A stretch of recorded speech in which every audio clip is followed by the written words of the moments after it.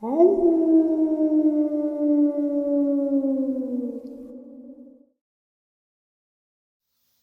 greetings and salutations, everyone. I hope everyone is doing well today, and it is Saturday. Saturday Nightmares live from upstate New York, our live stream, 12 a.m. Eastern Standard Time. I hope to see you all there tonight. We really do have an incredible time sharing experiences, theories. It is unlike any other live stream on YouTube right now. I can guarantee you that. Today's upload, absolutely terrifying experience. Before we jump into it, though, a couple quick links. As many of you know, I rely on Patreon, PayPal, channel membership, and the merch to help the channel to continue to grow and go. Links to Patreon, PayPal, and channel membership is in the description below. The merch is displayed directly under the video. Also, Dogman, Frightening Encounters, Volume 1 through 3, the audiobook versions. They were written and researched by Tom Lyons, narrated and produced by me, Jeff Nadolny. Those audiobooks are available on Audible, Amazon, and iTunes, links to which are also in the description as well. And finally, last but definitely not least, if you'd really like to help support the channel to continue to grow and go, simply subscribe. It does not cost a cent. Click that like button. Takes half a second. If you don't want to miss out on any of the informative uploads that I put out daily, click the bell icon. And folks, please leave a comment. Why? Well, because all of these things really do help the channel to continue to grow and go. They definitely do matter, and they are appreciated. With that, I have taken far too much of your time. Let's jump in to today's upload, shall we? All right, guys, today's upload is centered around an event, an encounter, an experience that should have never happened. It's absolutely horrifying to imagine that something like this would occur in the United States. When you hear what I'm going to share with you, you'd almost think it was coming out of the Soviet Union. A subscriber of mine has a cousin. This subscriber is notorious for being in the comment section. They want to remain anonymous right now, but if they do hear this, chances are they will, because they do listen to every upload. It's up to them if they want to share that it is their cousin or not. So, this subscriber has been talking about Bigfoot, Dogman, UFO, everything under the sun that we as a community on this channel talk about and believe. Her cousin, first cousin, had a chilling experience. The subscriber reached out to me first, and they said that my cousin really needs to speak with you. I'm being very careful not to gender this subscriber. I said, email, phone call, how do they want to communicate? What do they, was it an encounter? What happened? And she said, yes, definitely an encounter, and probably email first. She already had my email, obvious. I said, have him email me. So the cousin gets in touch and just really glazes over what happened. And actually was, I don't care if you don't believe me, this happened. I need someone to talk to about this. I never thought anything like this was possible. So they were in the Kootenai National Forest, which is just outside or in the region of Libby, Montana, right close to the panhandle of Idaho. They and a group of people had rented a couple of cabins. There were some people in this group that didn't know everyone. It was more or less, friend of a friend of a friend, girlfriend, They all kind of got to meet each other during this whole experience. So they had rented a few cabins up there. They were having a really good time, just camping, hiking, fishing, just really enjoying the outdoors, drinking, of course. But during the experience, they were not drinking at all. None of them partake in any kind of other mind-altering substances other than drinking. And if the subscriber's cousin, he's 100% sure that no one did, that no one was doing anything. He wanted to make sure that was very clear, and that they had just been, relaxing, and the idea to go horseback riding came up. This was not planned.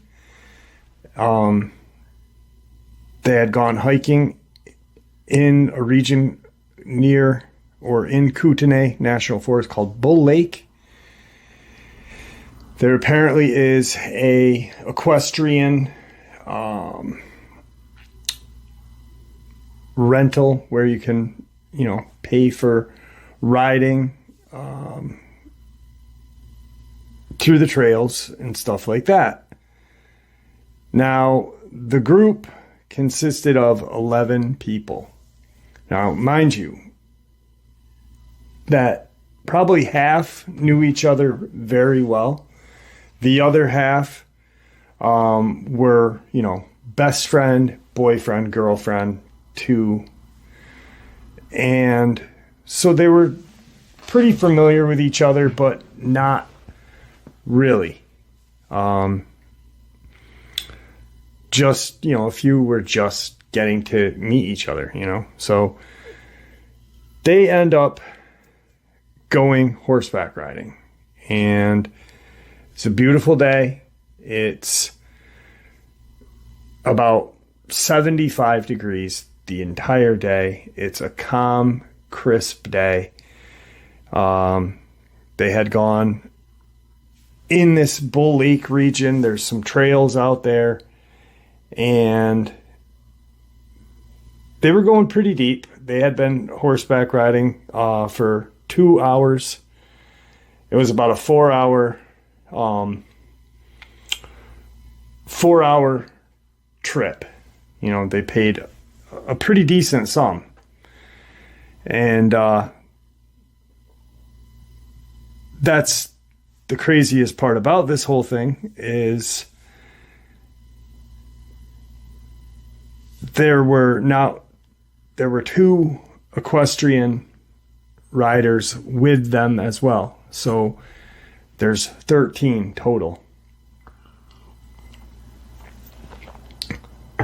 They come to a region where they get off their horses, they're watering their horses, they're relaxing for a minute. They're taking photos, taking videos with their phones, and really just having the time of their lives.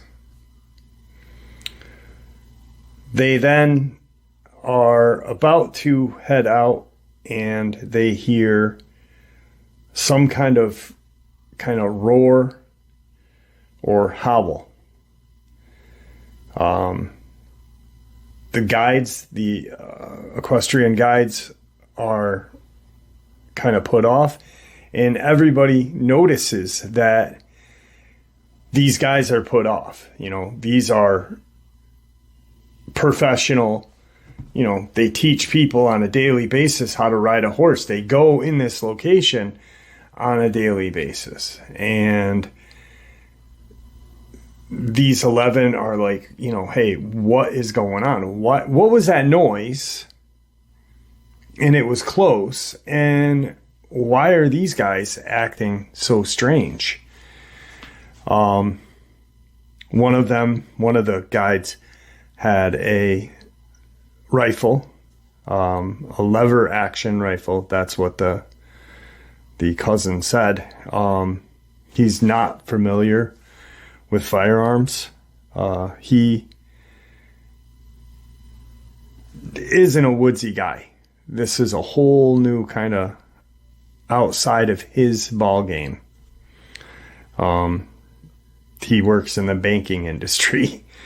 He said, I've never gone camping. I've never, I wasn't in Boy Scouts. I was, kind of a city person. I grew up, even though I grew up in Montana, I was what most Montanians would call a city boy.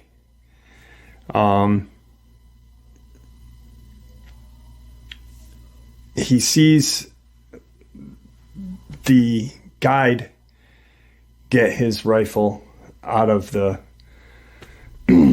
sheath or scabbard on the horse, and now everybody's kind of freaked out. Like, what's going on? Is this a bear? They were warned, first and foremost, there are wolves, there are coyote, there are bear, and quite possibly there are mountain lion. So, we need to stick together as a group while doing this horseback riding. But we have done this. Just stay with us, listen to us, and you will be safe. So they got this roar. They're already warned that there are, all these kind of predators out there. The guide with the rifle is the oldest out of the two. The younger one, who's in his 30s, the oldest one was in his 50s. He thought he seemed older. Had the long rifle. The younger one had a pistol, a lever action. He said, "This is how much of a city guy this is." He kept saying it was like a cowboy rifle, and I had to was it this? Did it look like this? And then I figured it out. What happens next? I can only think it would be a 4570 Government. So, being that all of these 11 are all not even novice riders, or amateur riders, excuse me. They are pre-amateur. None of them had been on a horse prior to this. One of the guides says, if this is a bear, we can't ride out of here. And, as quick as we could, the two guides, we're going to have to keep these guys safe. That's our job. That's what we get paid to do. We get paid to take these people out into the wilderness, but now we've got their lives in our hands. So they come up with a plan they're going to put their horses in front of the 11. The two guides have their horses, and then they're kind of behind them, but not really. waiting for whatever this is to come out of the woods somewhere in front of them. Where they're watered their horses, there's water right here, you know. So in this area here, there wasn't a real big area where this thing could come out of. It was pretty much going to come out head on or kind of to the side a little bit. What comes out of the woods, none of them had any kind of clue. I'll tell you what happened and then I'll give you the description. They hear the roar, they get situated. They could hear this thing through the woods. The horses are acting crazy, they're acting funny.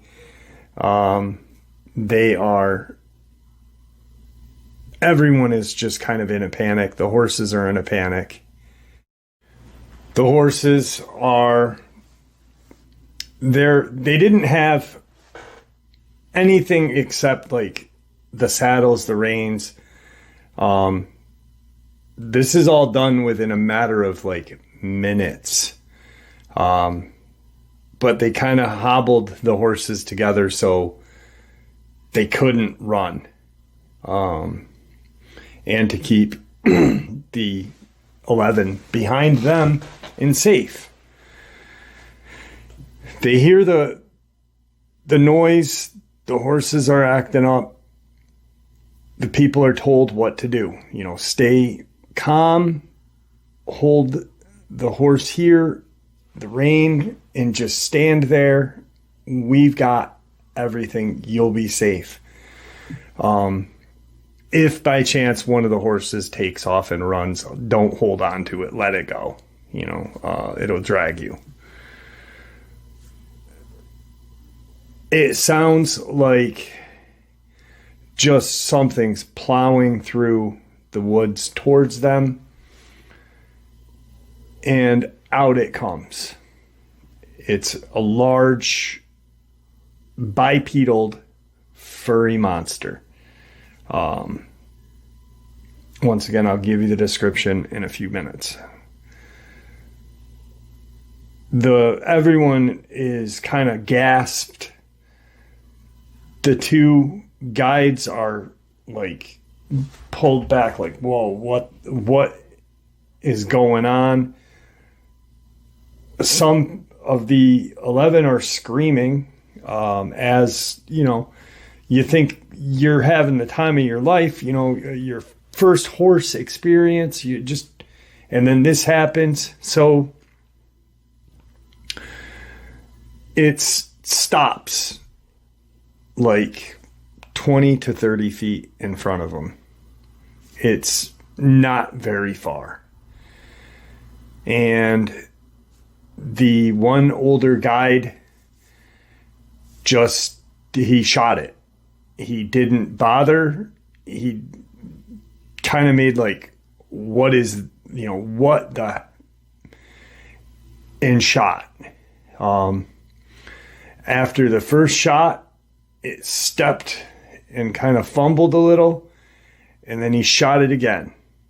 And he was shooting in the chest, neck region.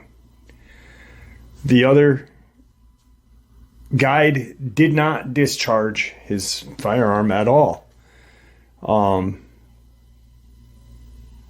After 3 shots, this thing went down. That's why I'm thinking it's a 45-70 Gov'T, because any other kind of round that would be in a lever action would not do the damage to stop this thing. You know, these are bear stoppers, you know. And if anyone knows rounds, 45-70s, you know, there are companies that make some really great stoppers in that caliber. It's dead. The two guides go over and look. They're kind of, not kicking it, but moving it. The horses are still, in a panic. Everyone behind the horses are like, trying to see, are we okay? What's going on? What is happening? Is there more? One of them said, are there more? Should we leave? The oldest guide says, we need to sit here. Let me figure what's going on. I don't think there are any more. Dumb assumption, because usually the word of advice is, where there's one, there may be more. But there wasn't. What this thing looked like, when it came out of the woods, it was at least 7.5 feet. It was bigger than the horses, height wise. It was a brindleish black color. It was all black, but it had tan, kind of odd tan colors through it. Very noticeable. So it wasn't like a dark brown. It was like, he described it as like a brindled pit bull, but with more black. So like when, he described it as like, you see a brown pit bull with spot of, lines of black through it. And I'm doing this because that's how it is. There's just lines going through. This is all black with lines of brown. So it had no tail, and it had long hands, long fingers. That's the first thing he noticed, was its fingers, not the claws that were attached to the fingers. They were long as well, but the fingers were abnormally long.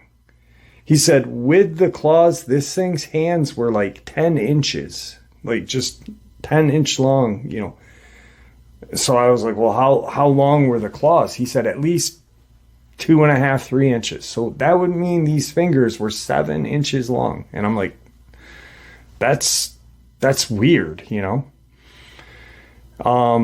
had very long arms. Once again, no tail. Very strange looking feet. He said they were human-like, but they were definitely not human. There was something reminiscent of a human foot, but very strange. It was very large in stature. He said, I see why people say it looked like a bodybuilder, but it did and it didn't. There was no definition. It was just big. He said there was no pectorals. There was no ripped in the abs. It was just big. And it smelled like it had pooped on itself. That was one of the key things when it first busted out into the woods at them. They got this kind of whiff of this just filthy fecal smell. And then that's when they shot it. They were talking about this after, what the hell was that? Did you see it? What was that smell? The thing is dead, and now they're like, what are we going to do? Do we leave it here? Do we bring it back? What do we do? The oldest guide pulls out a sat phone, and he calls a person he knows who works for the federal park, and makes a call and says, we're in the Bull Lake region, such and such trail. I just killed an unknown creature. Not a bear.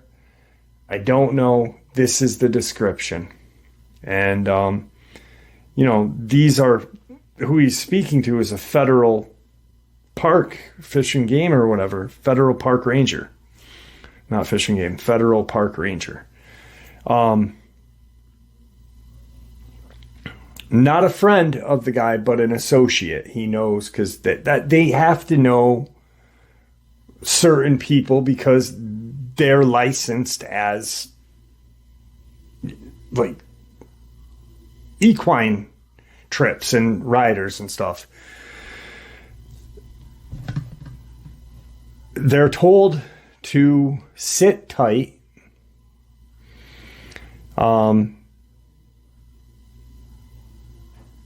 Someone will be there in a little bit of time, and they will take care of it, and you guys can go along with your day. Do you have people, they asked, this is all what this guy's hearing. So he's assuming, there are 11 guests. We are at the end of our ride. We were turning back when this occurred. Yada, yada, yada. All right. So they're all taking pictures with their phones. And apparently the forest ranger said, to the guide, don't let anyone take any pictures. Don't let anyone go near the thing until we know what it is. Which is strange, because you'd think that if these creatures didn't exist, why would that federal park ranger say that, right? So he says, hey, he gets off the sat phone, says, hey, I was told we got to wait here. Let's not take any more pictures. Put your phones away. Someone will be here. And then we can head out back to, base.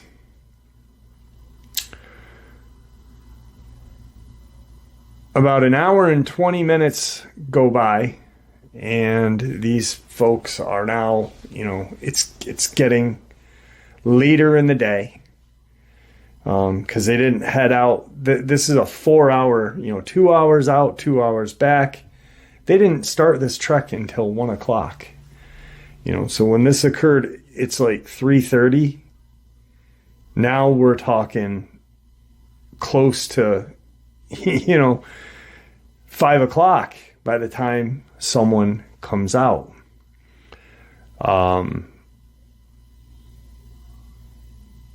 There's some noise coming. The horses start acting up. And 2 men in park ranger gear come out on 4-wheelers, and they start talking to everybody. They get everyone's name.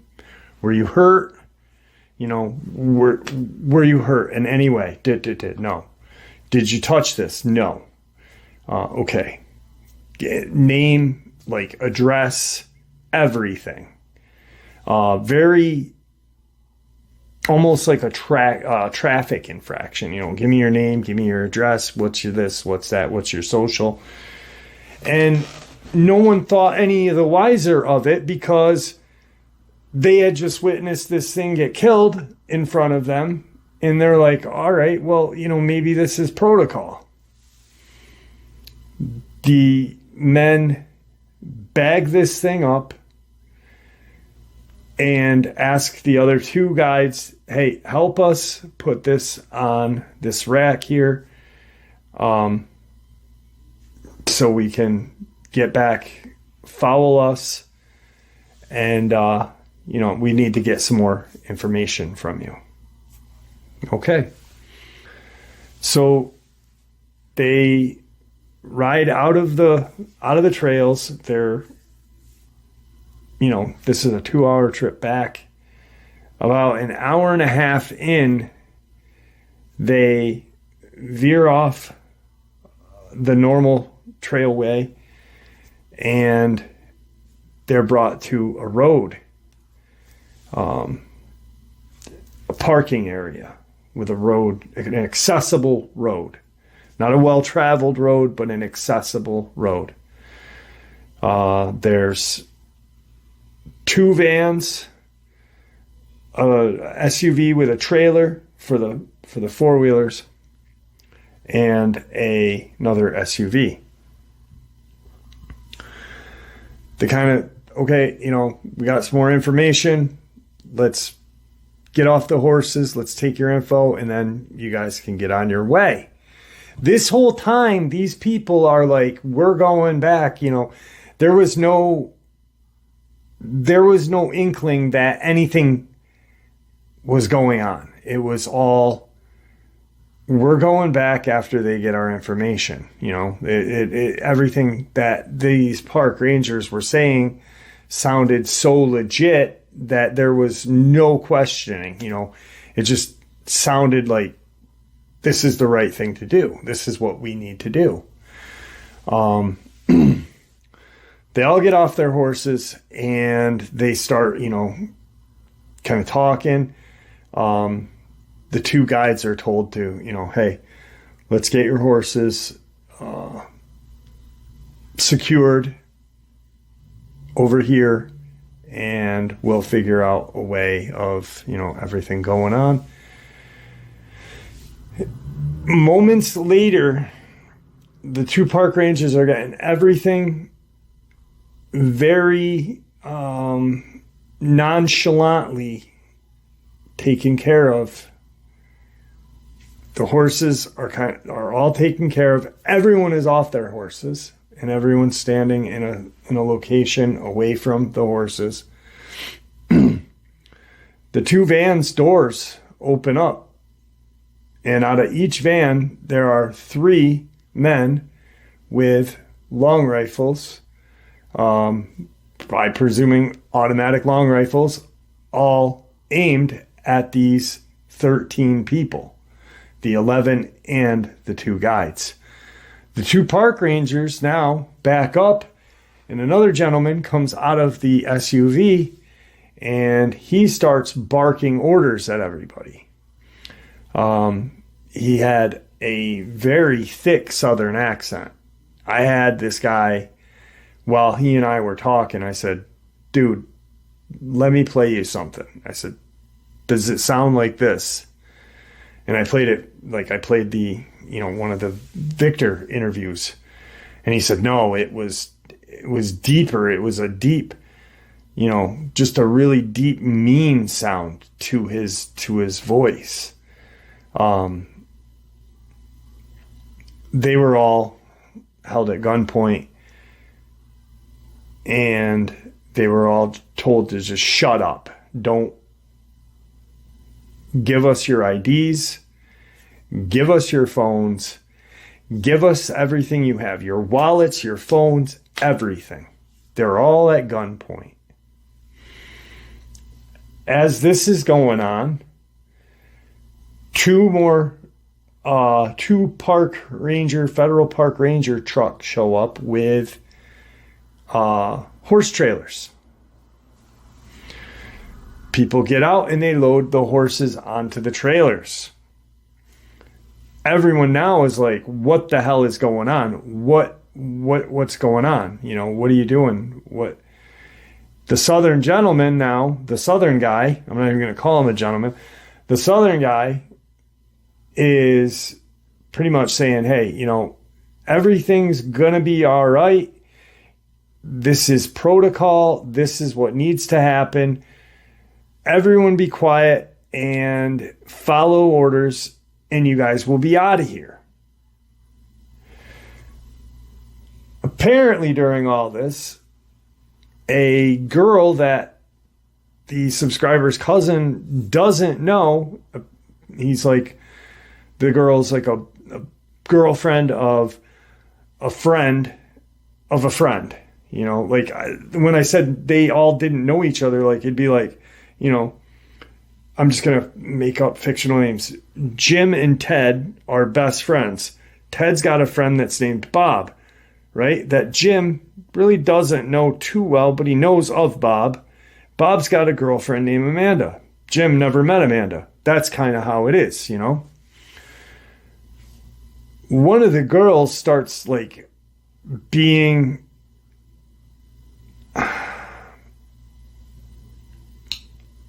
These people aren't even country. These people are all, I guess, I don't even know how to say it, would be the, not city slickers, but they're, you know, upper middle class, or not upper middle class, upper middle class and upper class. They're not even middle class. They all have really good jobs.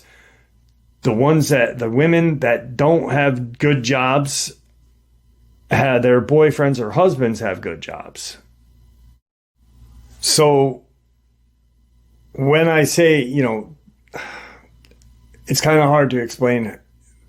He said, we're not rich, and, you know, some of us are, some of us aren't, you know, but a lot of us, you know, live in Billings or live in Helena, you know, where we have very good jobs, you know, but the outdoors wasn't our thing. We just grew up in Montana, you know. One of the women just start like acting like really questioning everything. I'm not even going to say acting like a Karen in this, because really at this point you're getting your liberties violated. You know, you're like, what the hell? The woman starts piping up, and as she does, one of the guys with the guns is behind these people, and the southern guy is in front of her, and he just says, you might want to shut up, Missy. And she's kicked in the back of their legs, brought to her knees, cuffed, and put in the van. People are like, what the hell is going on? You know, they're the 11, now 12, even the guides, because I was like, well, what are the guides doing? And they're like us. You know, what are you guys doing? They're now like gunpoint. They're, you know, ready to fire. You move, you're dead. They're all zip tied up. She was cuffed. A guy goes to the van, brings her to the van, puts her in. The other guys zip tied up, put in vans. There's 13 people, 6 and 7 in each van, and they drive off. The horses are loaded up on that trailer. We'll get into all that after. They are taken 5 hours from Libby, Montana, which is where the Kootenai or Kootenai National Forest is, all the way to Great Falls, where Malmstrom Air Force Base is. During that trip, they detour. These vans are tinted, so, you know, blacked out windows. They can see out. People can't see in. They pick a gentleman up that is from the Blackfeet Indian Reservation, who is not native. Very quiet, but is now in the van and sitting. Didn't say a word to, you know, he actually spoke to the southern guy. Didn't get in the SUV he was in, but got in one of the vans and was in the front, which I thought that was weird. I was like, well, why would you detour, and how big of a detour it is? And he said about an hour. This was like, it's only a 5-hour drive, but we drove for nearly 6 hours. By the time we got to Maelstrom, it was almost 1 a.m. Mind you, they had, when they were in the mix of everything, and this creature was shot. By the time anyone got there, it was almost 5. They get to the base, and they are all held against their wishes. They're all questioned. They're not told not to say anything. Because one of the guys says, I'm going to say something, And the southern guy goes, go ahead. Go ahead. Who's going to believe you? Go ahead. He literally just, go on Reddit. See how far you get. See how many people believe you. Where's your proof? We have pictures. No, you don't. You don't have anything. You have a story. You have a story that your friends have. But other than that, prove this. Prove this happened. Prove you were here. Prove we did this. Prove we did that. The 2 guides are kept separate from the 11. They're then kept on this base in a kind of quarantined area away from everything for 3.5 days. For the first 24 hours, they are not fed. They are questioned, but not really questioned. Where do you live? Who's this? Who's that? Is this? Pretty much a list is made out of all of them. And then at around the second day, they're finally, fed. Not full day, but, I was like, were you in like a jail? And he said, no, it was this large room. But we were all kept separate. We were all, one person was here, one person was, 20 feet away, another person. And I'm like, that's a big room. And he said, yeah, he said it was reminiscent of a airplane hangar, but it was not a hangar. There was like a 8-foot ceiling, these really bright fluorescent lights that were never turned off. They were forced to sleep sitting up, pretty much tortured. Never once told to keep your mouth shut. Like if one spoke, like I said, almost do it. See how far and what happens.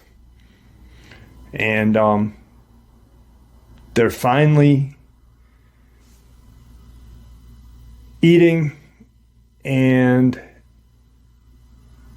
the guy who they picked up at the res comes in. The day they are piled back into the van and brought back to Libby to their cabins. Now, the gentleman that they had picked up on the reservation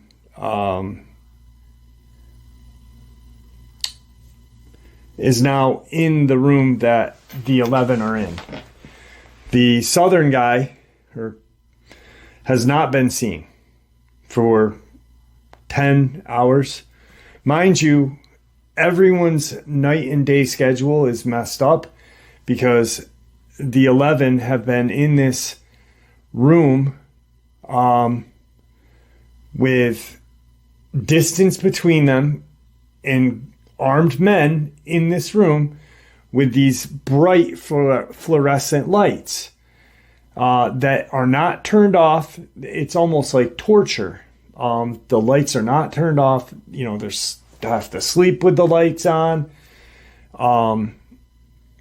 They are escorted to use the facilities one at a time if they need to go. So this guy is in the room and addresses all of them, you know, sit here.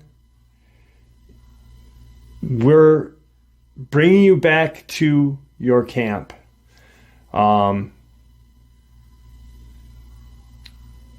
It's in your best interest not to say anything. I'm not telling you not to say anything, but it's in your best interest. If you do, you do. If you don't, you don't. We will deny everything, and we will, you know, pretty much, we're not going to harm you physically, but we will make you look like you are crazy. They're then escorted through this long kind of hallway. The two guides are not with them as of yet. As they're walking out, he's trying to figure out, you know, some kind of something key to identify if anything ever happens, and he has to, you know, say, hey, we were here. You know, he was just looking for like a sign, something in the wall, something on the wall, like, you know, just, you know, we were in this hallway and this hallway had this. But even if he did, no one's going to go there, and they don't have to let any outside, you know, non-government people on the base. So it really doesn't matter, you know. They're escorted out. They're loaded into a van. They are once again zip tied. They're free to go now as they're heading to the van, but they're zip tied. He's put in one van with 6 of his 5 are now in another van. The 2 guides are brought out minutes later. You know, they're in the van like, why are we waiting? What's going on? They hadn't seen the guides in 3.5 days almost. They kind of forgot about them, you know, because you see your friends or people you know or people you've been acquainted with during this, but you're not thinking about the other 2 guides that you have not seen because you don't know them. You know, it's kind of like if you thought about it, you'd remember, but it's not. So they're like, why aren't we leaving? Are they going to kill us on this van? Like, are they just going to, you know? The 2 guides are escorted onto the other van with the other 5, not the person who contacted me. In the van, there's a barrier between the driver and passenger side, so they can't kick or do anything, obviously. They're put in, and on their 5-hour ride back, one of the the younger guide talks to the older guide, and the subscriber's cousin's friend is on there, and like best friend, and he overhears the conversation and then tells the person who contacted me this later. Apparently the younger of the two guides had said, you know, what the hell? Did you see what I saw on our way out? And the older guide, you know, kind of just sat there, and he said, there was 4 of those blanking things in a caged room, like in a room that had like a jail cage, like not like a pod, but like an old-fashioned jail with bars. In this kind of large room that when these two guides walked by, they had seen it because they were in a totally different part of the containment area than the 11 were.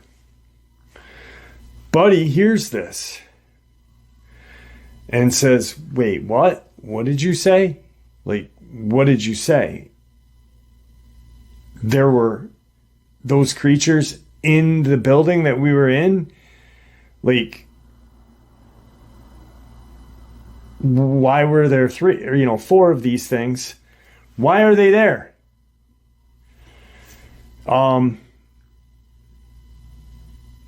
The older guide says, shut up. Just shut up. You know, no one knows what these 2 guides went through compared to these 11. I'm assuming the same kind of isolation, the same kind of questioning, the same kind of torture with the lights.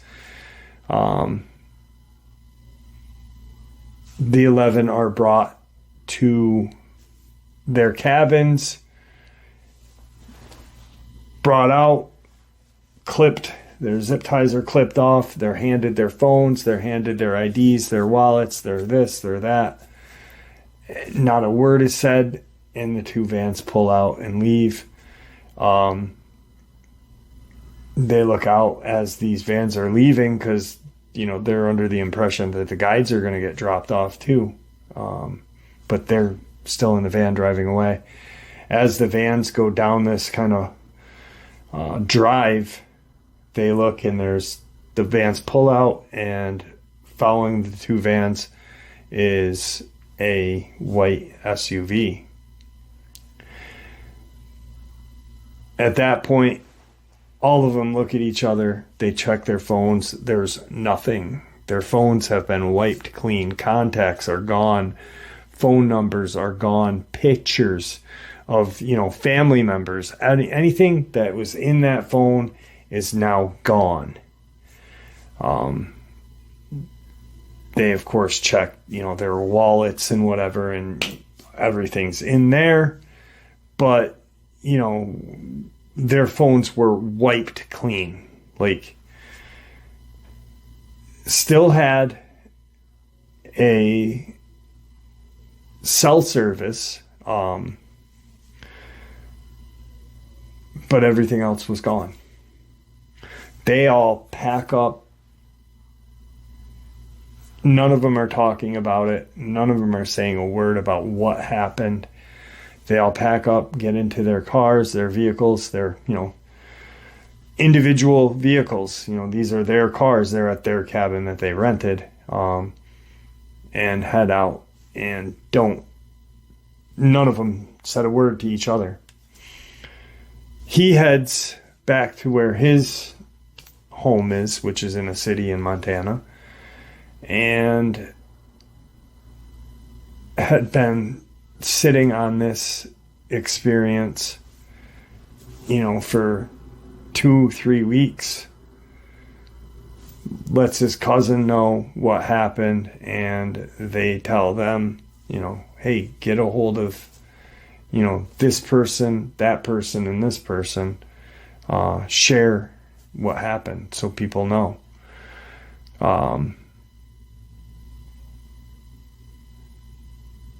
It's crazy. And I did a little looking into like Maelstrom Air Force Base, and it has a bad rap around the area. And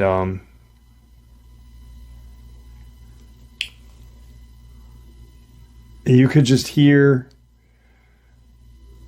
the confusion in his voice. And he asked me, he's like, why do you think there were 4 of those creatures in this kind of jail celled room? He said, I didn't see it, but that's the best way I can explain it. And I said, yeah, I don't know. I didn't want to be like, the government's using them, obviously, dummy. But they head out, and he's talked to his best friend, who was the one that heard that, and they've compared notes to what went on, and this and that. And he's like, should we reach out to the ranch and see if these guys are okay? And they kind of agreed, no, let's just end it while we're ahead and alive, and head back home. And they head back home, and everything that transpired is now in his brain, and he can't explain or understand what happened.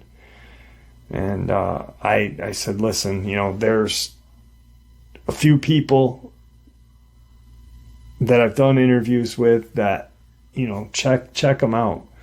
I gave him a link to Victor, to the playlist that I have. Steph, the ambulance driver, a couple other experiences. I said, these are people talking that have had a very similar experience with these creatures that you had.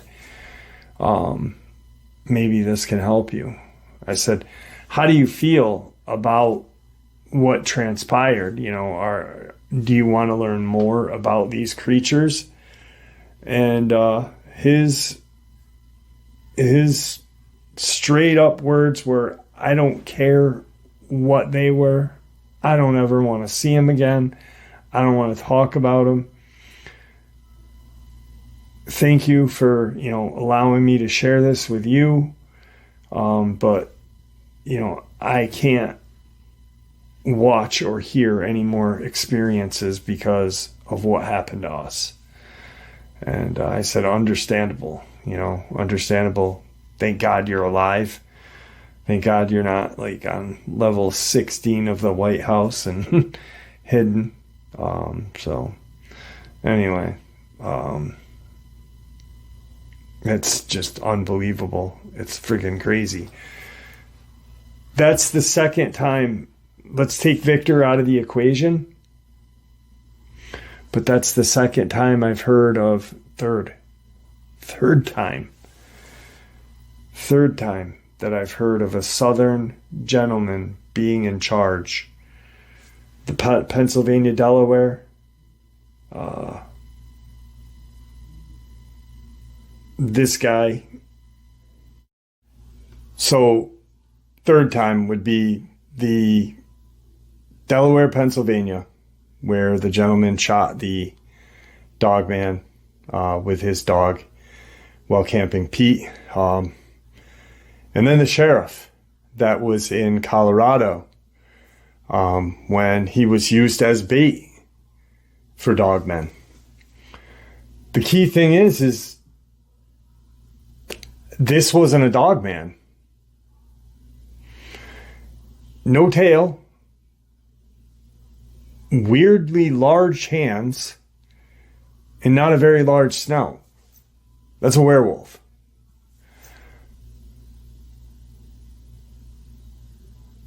And it's just insane to hear this because, the second he said Southern guy, I instantly went, my like I peeked right up, I was like, wait a second, what? And then I thought about the Delaware, and then I thought about the Colorado sheriff. And I was like, this is unbelievable. This is crazy. And there you have it, folks. I do hope you all enjoyed today's upload as much as I enjoyed sharing it with you. And I'd like to thank you all for supporting this channel. It is honestly your support that helps this channel to continue to grow and go, and what gives us all a place and a chance to share our experiences and theories judgment-free. Everyone is simply treated with the respect that we deserve. Please stay safe, happy, healthy, and ever vigilant. Keeping an eye on our children, pets, family, and our friends. These creatures are real. These events have happened. Share this information with those you love and care about, and it may just help save their lives someday. Until next time, never stop asking questions. Never stop searching for the truth. And God bless you all.